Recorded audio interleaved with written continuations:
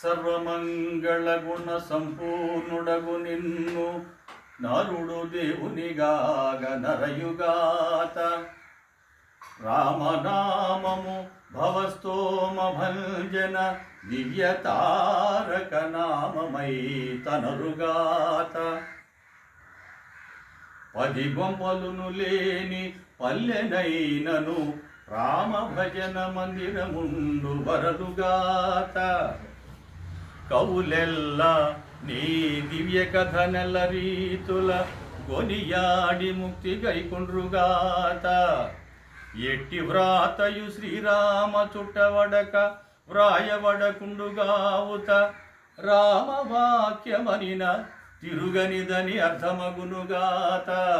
Ramya గుణధామ Raghurama Rama Rama